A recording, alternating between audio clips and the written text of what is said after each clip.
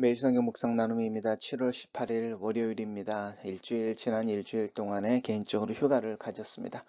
오늘 본문은 히브리서 10장 26절에서 39절입니다. 본문을 읽습니다.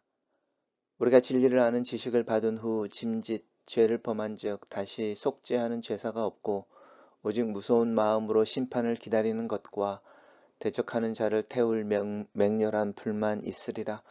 모세의 법을 폐한 자도 두세 증인으로 말미암아 불쌍히 여김을 받지 못하고 죽었거든 하물며 하나님의 아들을 짓밟고 자기를 거룩하게 한 언약의 피를 부정한 것으로 여기고 은혜의 성령을 욕되게 하는 자가 당연히 받을 형벌은 얼마나 더 무겁겠느냐. 너희는 생각하라. 원수 갚는 것이 내게 있으니 내가 갚으리라 하시고 또 다시 주께서 그의 백성을 심판하시리라 말씀하신 것을 우리가 아노니 살아계신 하나님의 손에 빠져 들어가는 것이 무서울진저. 전날에 너희가 빛을 받은 후에 고난의 큰 싸움을 견뎌낸 것을 생각하라. 혹은 비방과 환난으로서 사람에게 구경거리가 되고 혹은 이런 형편에 있는 자들과 사귀는 자가 되었으니 너희가 갇힌 자를 동정하고 너희 소유를 빼앗기는 것도 기쁘게 당한 것은 더 낫고 영구한 소유가 있는 줄 알미라. 그러므로 너희 담대함을 버리지 말라. 이것이 큰 상을 얻게 하느니라. 너희에게 인내가 필요함은 너희가 하나님의 뜻을 행한 후에 약속하신 것을 받기 위함이라. 잠깐 후면 오실 이가 오시리니 지체하지 아니하시리라. 나의 의인은 믿음으로 말미암아 살리라. 또한 뒤로 물러가면 내 마음이 그를 기뻐하지 아니하리라 하셨느니라. 우리는 뒤로 물러가 멸망할 자가 아니요 오직 영혼을 구원함에 이르는 믿음을 가진 자니라. 오늘 본문은 5개의 단락으로 나눠져 있습니다. 첫 번째 단락입니다. 첫 번째 단락에서 우리가 진리를 아는 지식이라고 말하는 이 하나님 안에서 예수 그리스도를 통해 우리에게 주어진 하나님에 대한 또 예수 그리스도에 대한 또 우리의 사랑과 하나님의 우리를 향한 사랑과 용서에 대한 이 진리를 아는 지식이라고 하는 부분입니다. 복음을 의미하는 것이죠. 이것을 받은 후에 짐짓 다시 죄를 범한즉이라고 말하는 이 짐짓은 고의적으로라고 말할 수 있습니다. 고의적으로 또 의도적으로 죄를 범하였다. 그럼 이 죄가 무슨 죄일까?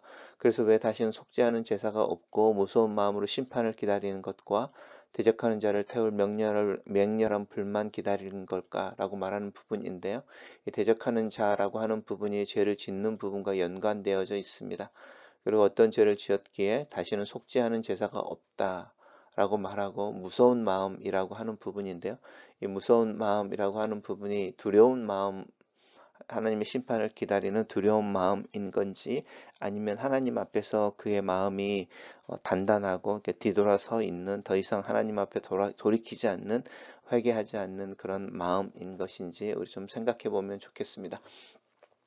여기서 말하는 이제 히브리서에서 말하는 이 죄를 범한다고 하는 것은 우리가 예수를 믿고 일상에서 짓는 죄들이라기보다는 그것보다 더 궁극적인 죄인 거죠. 지금 환난과 핍박에 대한 이야기를 계속하고 있으니까 배교를 한다든지 예수 그리스도의 구원을 부인한다든지 또 하나님의 존재나 예수 그리스도의 인간 되심을 부정함으로 자신의 목숨을 구하려고 하는 이 신앙을 버리는 죄와 관련된 영역이고 또 개인적으로는 우리가 예수님을 믿으면서도 우리가 범하는 죄에 대해서 이제 조금 더 무겁게 어떤 우리가 짓는 죄들을 바라봐야 한다라고 하는 측면도 확대해서 적용해 볼 수 있습니다.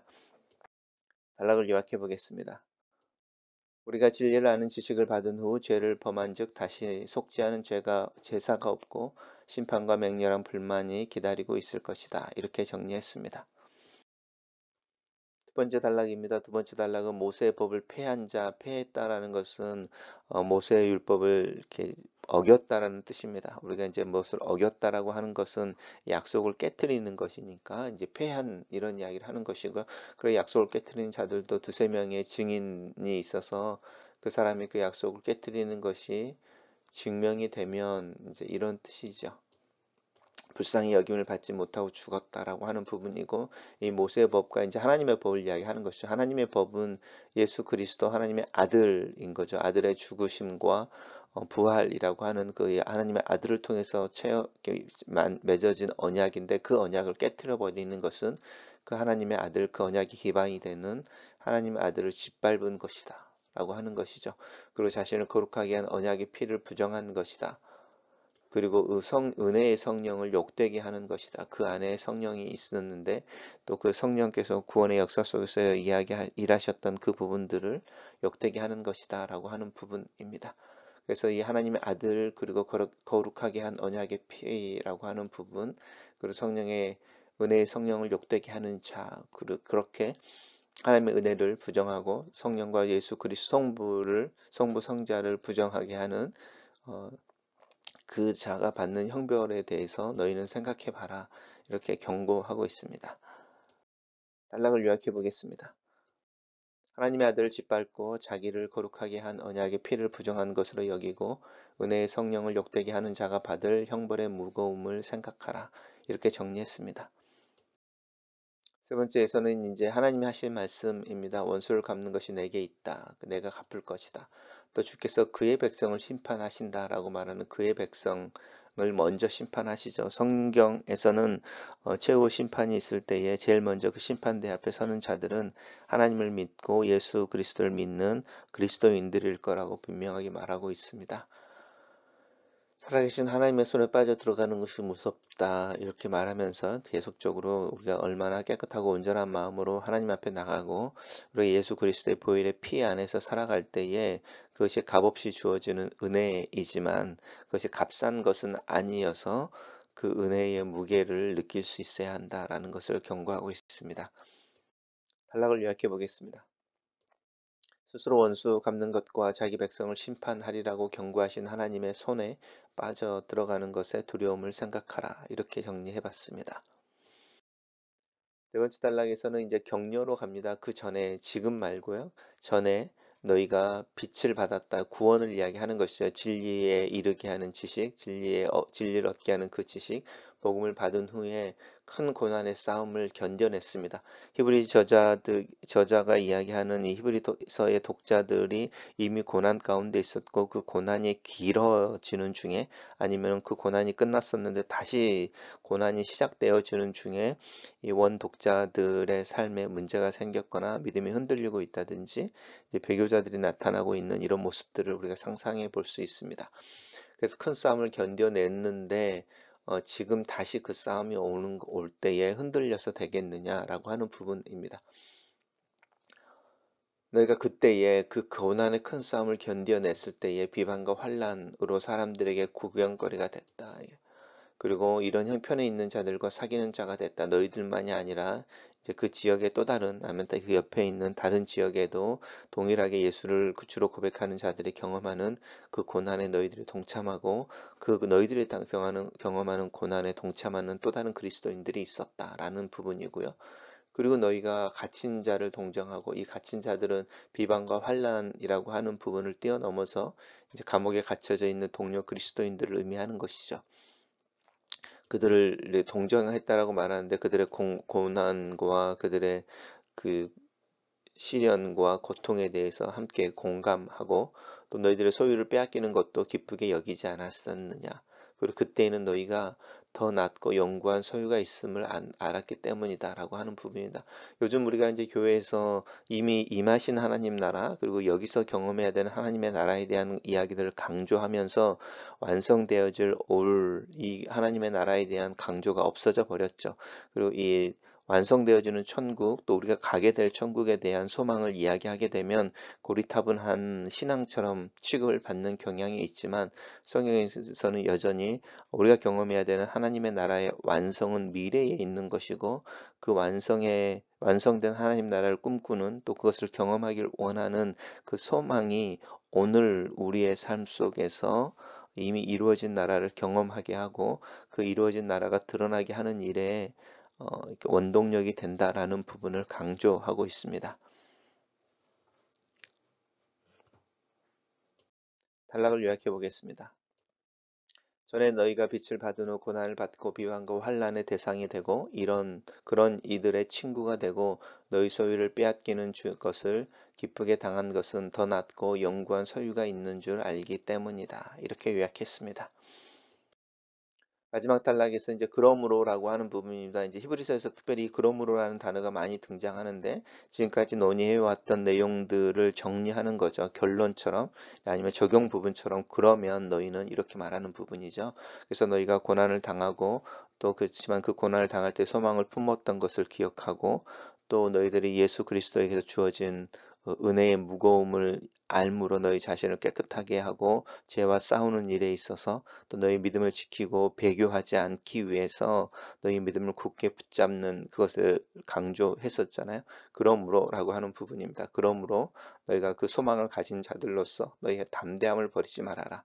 계속적으로 반복되어지는 단어입니다. 특별히 히브리서에서 계속 반복해서 나오는 것이 이 담대함입니다. 왜냐하면 이것이 큰 상을 얻게 한다라고 하는 것이고 이 담대함은 항상 무엇과 연관되어져 있냐면 하나님 앞에 서는 것과 연관되어져 있습니다. 시련에 있어서 또 고난에 있어서 담대하게 맞서 싸우는 최고의 방법은 그 용기를 고난에 대해서 싸우는 데 쓰는 것이 아니라 그 용기를 하나님 앞에 서는 데 쓰는 것이다 라고 하는 부분입니다.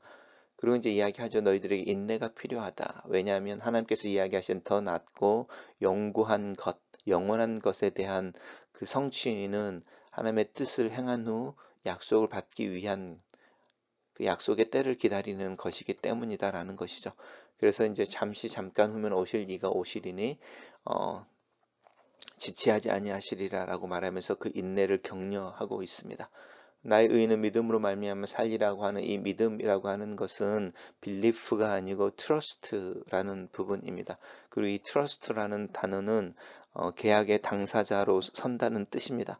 내가 계약의 당사자이고 또 다른 계약의 당사자가 있을 때 그 당사자를 신뢰하고 그 당사자가 나를 신뢰해 주는 이 신뢰의 관계가 비즈니스 속에서 이루어지는데 그래서 내가 그 신뢰를 깨뜨리지 않기 위해서 최선으로 그 계약의 당사자로서 준비하는 것, 내 역할을 감당하는 것이 믿음입니다. 그래서 이 믿음에는 신뢰가 들어가 있고 또 그 신뢰를 깨뜨리지 않는 행위라고 하는 순종과 행함이 포함되어져 있는 게 이 믿음이라는 단어입니다. 그 믿음으로 살아야 합니다.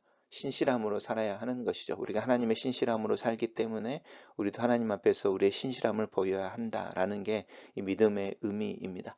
그래서 뒤로 물러가면 안 되겠죠. 왜냐하면 그렇게 물러가면 하나님의 신실함에 우리가 신실하게 대응하지 않는 것이어서 우리의 사업의 파트너가 대신 그 신실하신 하나님이 우리를 기뻐하지 아니하겠죠. 왜냐하면 더 이상 파트너십이 유지되어지지 않기 때문입니다. 그래서 우리는 뒤로 물러가 멸망할 자가 아니고 오직 영혼의 구원함을 받는 이르는 믿음을 가진 자다. 그래서 우리가 하나님 우리를 신실하게 대하시고 우리를 믿어주시는 것처럼 우리도 하나님 앞에 신실하게 하나님을 믿는 자로 서야 한다라는 부분을 강조하고 있습니다. 단락을 요약해 보겠습니다. 그러므로 담대하고 인내함으로 하나님의 뜻을 행하고 약속을 받는 것을 기다리라.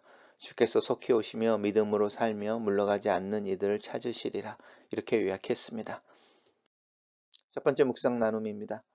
그리스도 예수 안에서 누리게 된 하나님의 용서와 사죄의 은총과 사랑은 값없이 나에게 주어진 것이다. 이 값없음이 값싼 것을 의미하는 것은 아니다. 가격을 매길 수 없음을 의미하는 것이다. 그런데 나는 이 가격을 매길 수 없는 값없이 주신 은혜를 너무 값싼 보잘것없는 것으로 취급하는 죄를 범하고 있을 때가 많다. 너희 오늘 본문이 주는 경고 앞에 두렵고 떨림으로 선다.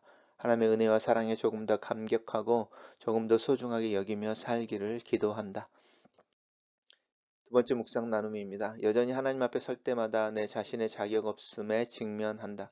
은혜 속에 살면서도 변하지 않는 내 모습을 부끄러워한다. 그래서 그리스도 보혈 아래 내 자신을 감춘다. 세 번째 묵상 나눔입니다. 하나님 앞에서 예수 그리스도의 죽음과 속죄의 고난을 부정하고 살아남을 자가 없음을 알고 있다. 반복되는 죄와 변화되지 않는 내 모습에 부끄러움을 느끼다. 내 죄의 습관을 어떤 말이나 변명으로 합리화할 수는 없다. 은혜를 감사함으로 받고 두려움으로 살아내기 위해 애쓰는 오늘 하루가 되기를 기도한다. 네 번째 묵상 나눔입니다. 그리스도 예수 안에서 부어진 하나님의 은혜에 감사하고 감격하고 신앙생활을 시작한 후 믿음 때문에 고민하고 믿음을 살아내지 못하는 삶에 대해 고민하고 믿음을 위해 씨름하는 날들을 보낼 때가 많아졌다. 믿음이 고난과 연결되고 이 고난을 피할 수 없는 삶을 살아내야 하는 도전과 책임이 내 앞에 있다. 고난을 당하는 이들을 돌아보고 어려움 가운데 있는 이들을 격려하고 경제적인 손실을 감당해야 한다. 이렇게 신앙이 힘든 일상, 무거운 책임이 될 때 천국에 대한 소망과 영원한 생명에 대한 소망으로 견뎌야 한다. 믿음은 내일의 보상을 꿈꾸는 오늘의 인내이기도 하다. 이 영적 승리를 경험하며 살아야 한다. 마지막 묵상 나눔입니다. 담대함이라는 단어 앞에 다시 선다.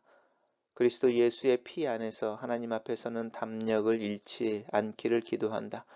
하나님 앞에 그의 얼굴을 대하는 순간에 담대하기 위해 지금 여기서 담대하게, 담담하게, 또 용감하게 내 신앙을 살아내야 한다. 주님이 오시는 날을 기다려야 한다. 곧 오신다는 약속을 신뢰하고 그 곧이라는 단어의 느낌을 가지고 오늘을 살아야 한다. 글로 쓰는 기도입니다. 살아계신 하나님이 이 아침에 하나님의 은혜 앞에 섭니다. 하나님 앞에 설 수 있는 자격은 없습니다. 그리스도 예수의 이름을 붙잡고 하나님 앞에 섭니다. 내일에 대한 소망과 천국의 약속을 붙잡습니다. 믿음으로 인한 고난과 대가를 지불해야 하는 상황을 피해가지 않기를 기도합니다. 내 믿음을 나를 위한 그리스도의 고난과 치르신 대가가 오늘 내 삶을 통해 살아내며 가치 있게 드러나게 하기 위해 애쓰는 하루가 되기를 예수님의 이름으로 기도합니다. 아멘.